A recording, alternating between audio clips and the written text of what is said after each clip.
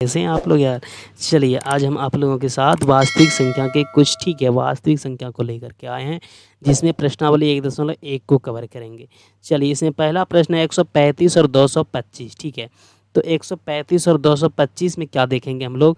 सबसे पहले इसमें क्या करना है, मान लेना है आपको। ठीक है, माना कि क्या मान लीजिएगा, सबसे पहले मान लेना है माना कि ए बराबर हो गया आपका 225। ठीक, उसके बाद बी बराबर हो गया आपका 135। तो सूत्र होता है यूक्लिड विभाजन, यहाँ आप लिख सकते हो यूक्लिड। ठीक है, यूक्लिड विभाजन, यूक्लिड विभाजन। ठीक है, यूक्लिड विभाजन से क्या होता है, सूत्र आपका ए बराबर होता है बी क्यू प्लस आर होता है, जहाँ की आपका 0 से बड़ा या बराबर आर का मान और आर से भी बड़ा हो जाता है आपका बी का मान। ठीक है, चलिए उसके बाद हम लोग देखते हैं क्या कह रहा है कि इसमें ए क्या है। ए हो गया आपका 225 और बी हो गया आपका 135। इसमें अगर आप 1 से मल्टीप्लाई करते हो तो आपका 225 में आप अगर 135 को माइनस करते हो तो शेष आपका क्या बच रहा है, 90। तो शेष जब आपका 90 बच रहा है तो प्लस आर, तो प्लस शेष हो गया आपका 90। चलिए यहाँ अब आपका आ गया 135 और यहाँ आपका आ गया 90 यानी 90। इसमें अगर 1 से मल्टीप्लाई करते हो आप तो 135 में आप कह सकते हो कि 135 में आपको 90 माइनस कर लेना है, तो आपका क्या बच गया, 45 बच गया। तो आपको 45 यहाँ पे लिख लेना है।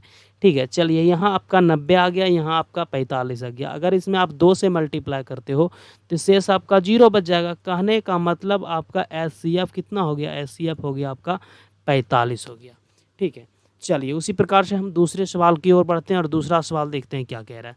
दूसरा सवाल है आपका 196 38,220। इसमें भी आपको कर लेना है सबसे पहले माना कि, चलिए मान लेते हैं माना कि ए बराबर मान लीजिए आप 38,220 और बी बराबर आपको मान लेना है 196। तो यूक्लिड विभाजन से, ठीक है, यूक्लिड विभाजन से, चलिए यूक्लिड विभाजन से कर लेना है ए बराबर बी क्यू प्लस आर कर लेना है। तो ए का मान हो गया आपका कितना, ए का मान हो गया आपका 38,220। ठीक है, उसके बाद बी का मान आपका हो गया 196।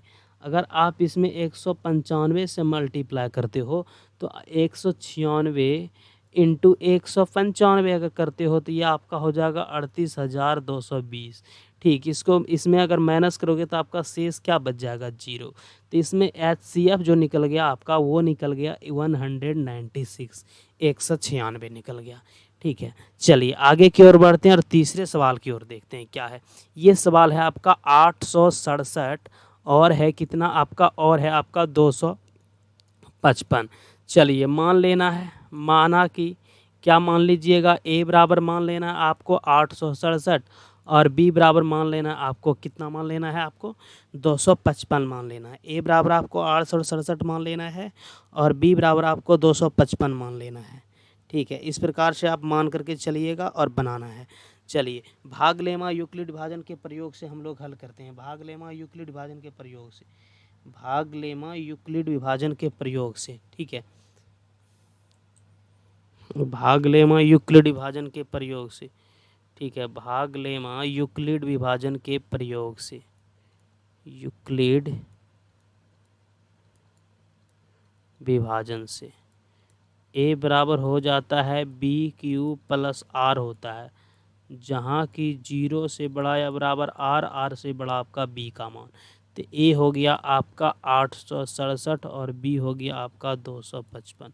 अगर इसमें आप इसमें अगर आप 3 से मल्टीप्लाई करते हो, ठीक है, तो चलिए 255 में 3 से मल्टीप्लाई कर लेते हैं, ये आपका 765 आ जाएगा। ठीक, तो अगर 867 में 765 को माइनस करते हो तो 765 अगर माइनस करते हो तो ये आपका शेष बच जाएगा 102। चलिए 102 यहाँ आ गया आपका और 255 यहाँ आ गया आपका। 102 में अगर आप 2 से मल्टीप्लाई करते हो तो होता है आपका 102 में अगर 2 से मल्टीप्लाई करते हो तो ये क्या होता है 204। अगर इसको आप माइनस करते हो तो यह शेष आपका 51 बचेगा। आप सॉरी यहाँ आपका 102 हो जाएगा, ठीक है 102।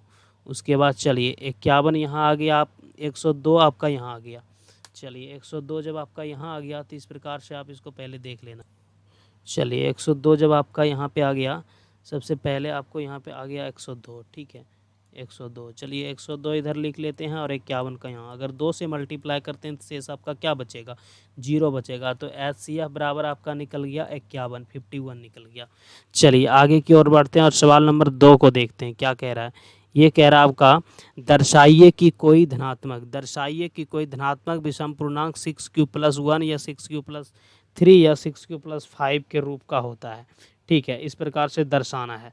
सबसे पहले हम लोग क्या करेंगे, हल देंगे, ठीक है। चलिए हल दे करके डैश देते हैं, उसके बाद इसको हल करना है। सबसे पहले मान लेना है आपको, माना कि, ठीक है चलिए माना कि कोई धनात्मक पूर्णांक, ठीक है a है, और उसके बाद b बराबर आपका क्या है, यहाँ पे 6 है ना, तो b बराबर आपको 6 मान लेना है।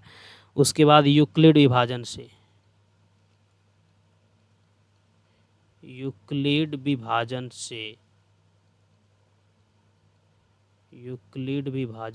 क्या होता है, यूक्लिड विभाजन से a बराबर BQ+R होता है, लेकिन b का आपका मान यहाँ पे क्या है 6 है, तो 6Q+R हो गया, ठीक है 6Q+R हो गया है।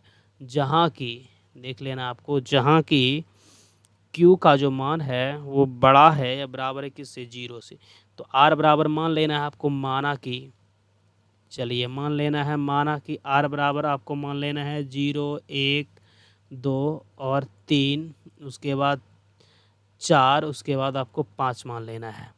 जब आप रखते हो R बराबर 1, तो A बराबर आपका कितना आ जाएगा, A बराबर आ जाएगा 6Q+1 आ जाएगा, ठीक है। जब आप रखते हो R बराबर 2, तो A बराबर कितना आ जाएगा, A बराबर आपका आ जाएगा 6Q+2। जब रखते हो R बराबर आप 3, तो A बराबर आपका कितना आ जाएगा, 6Q+3 आ जाएगा। जब आप रखते हो R बराबर रखते हो 4, तो A बराबर आपका हो जाएगा 6Q+4। जब आप रखते हो R बराबर 5, तो A बराबर हो जाएगा आपका 6Q+5। तो विषम धनात्मक पूर्णांक की बात है, तो विषम धनात्मक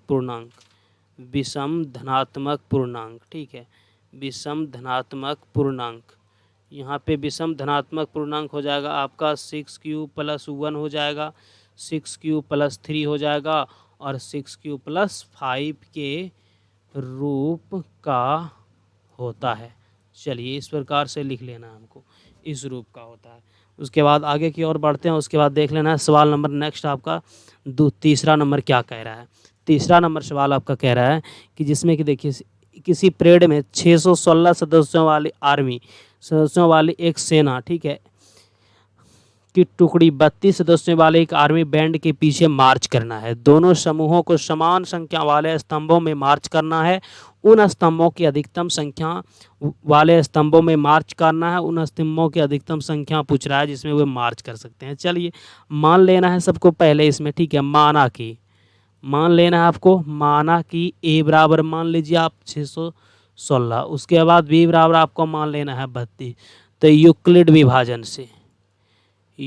विभाजन से लिख लेना है पहले आपको, यूक्लिड विभाजन से A बराबर होता है आपका BQ+R होता है, ठीक है BQ+R, जहाँ 0 से बराबर R से बड़ा होता है आपका B का मान, ठीक है।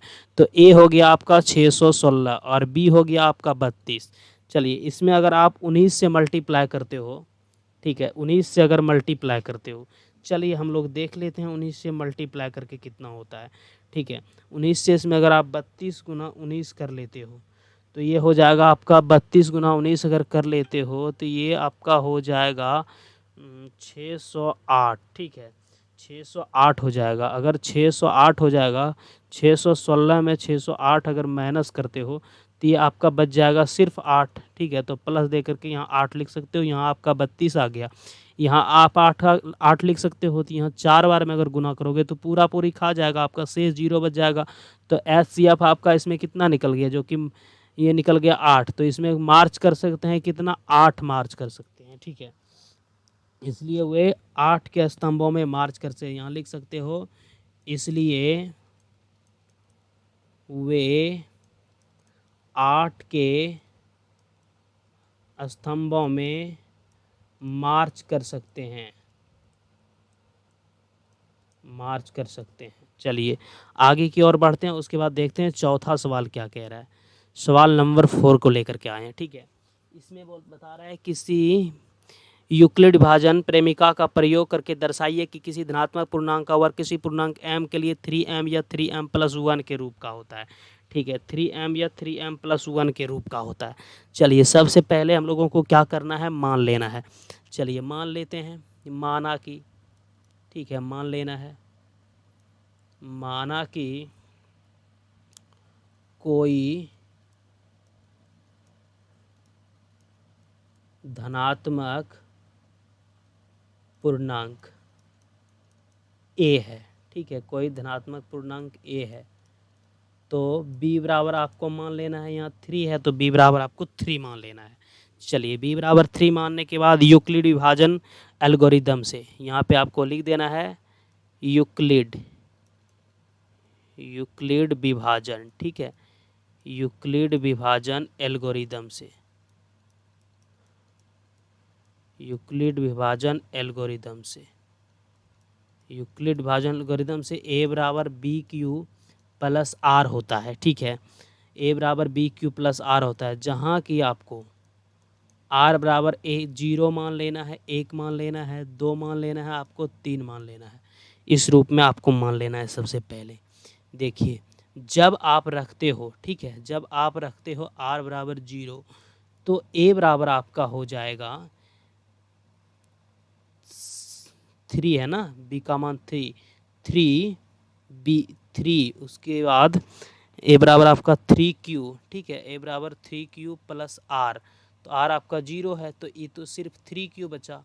ये 3q वर्ग करने पर, यहाँ पे आप लिख दो दोनों तरफ क्या करने पर, वर्ग, दोनों तरफ वर्ग करने पर, इधर भी आपको वर्ग कर लेना है और इधर भी आपको वर्ग कर लेना है, दोनों साइड वर्ग कर लिए, ठीक है। जब दोनों साइड आप वर्ग कीजिएगा तो ये आपका हो जाएगा a², ये आपका हो जाएगा 3 तिया 9 हो जाएगा ना, तो ये इसमें आपका 9q² लिख सकते हो, ठीक है। इसमें आप 3 कॉमन ले लो, 3q² बचेगा, आपका 3q² बचेगा, ठीक है।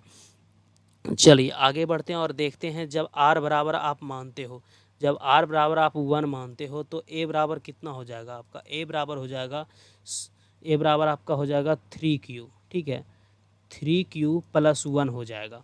यहाँ भी आपको दोनों तरफ वही क्रम करना है, वर्ग कर लेना है, ठीक है, दोनों तरफ वर्ग करने पर, चलिए दोनों तरफ वर्ग करने पर लिख लिए, इधर भी आपको वर्ग कर लेना है और इधर भी आपको वर्ग कर लेना है। इसका वर्ग a² हो जाएगा और इसका वर्ग कीजिएगा आप, तो ये आपका 3 तिया 9, ये हो जाएगा 9q² आपका हो जाएगा। a+b के होल स्क्वायर पर भी आप इसको रख सकते हो, उसके बाद +6q+1 हो जाएगा आपका। इसमें भी आप कॉमन ले सकते हो, ठीक है। इसमें आप कॉमन कितना लीजिएगा, इसमें आपका 3 कॉमन आ जाएगा, 3 तिया 9q² बचेगा, 3 तिया 9, 9q² 3q² बचेगा, 3 दूना 6, 2q, उसके बाद आपका बचता है +1, ठीक है, इतना बच जाएगा। जब आप मानते हो r बराबर 2, ठीक है, तो a बराबर कितना होता है आपका, r बराबर अगर 2 मानते हो तो a बराबर आपका कितना होता है। चलिए इसको भी देख लेते हैं, इसका क्या कहना है। तो a बराबर हो जाएगा आपका 2 मानते हो 3q+2 हो जाएगा। यहाँ भी आपको दोनों तरफ क्या करना है, वर्ग कर लेना है। चलिए दोनों तरफ वर्ग कर लेना है, इधर भी वर्ग और इधर भी आपको वर्ग, a² आपका a² हो जाएगा। अगर इसका आप होल स्क्वायर करते हो तो ये आपका हो जाएगा 3 तिया 9q², उसके बाद 3 चौक 12q हो जाएगा आपका, ठीक है। उसके बाद 2 दूना आपका 4 हो जाएगा। इसमें आप कॉमन लेते हो तो ये आपका कॉमन आ जाएगा, इसमें 3 कॉमन आ गया तो आपका अंदर में बच गया 3q², 3 दूना 6 यानी 12, 3 चौक 12, 4q आ जाएगा आपका। उसके बाद +1 हो जाए, उसके बाद आपका 4q, तो बच्चा है 4 बचता है ना, तो आपका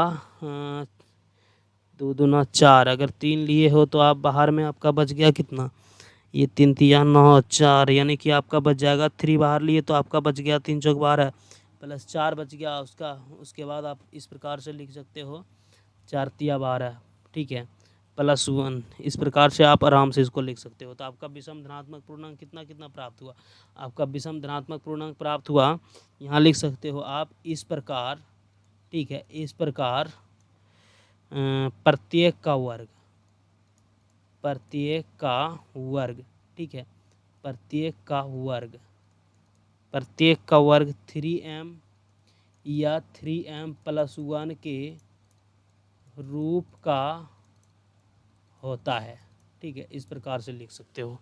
चलिए आगे की ओर बढ़ते हैं और सवाल नंबर 5 को देखते हैं क्या कह रहा है। 5 नंबर सवाल क्या कह रहा है कि यूक्लिड विभाजन एल्गोरिदम का प्रयोग करके दर्शाइए कि किसी धनात्मक पूर्णांक का घन का बात है 9m प्लस 1 या 9m प्लस 8 के रूप का होता है, यानी 8 के रूप का होता है, ठीक है।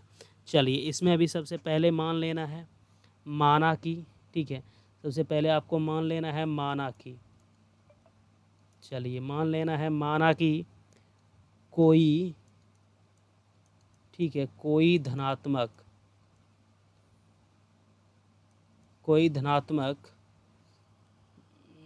चलिए 1 मिनट रुक जाइए, थोड़ा देख लेना है इसका।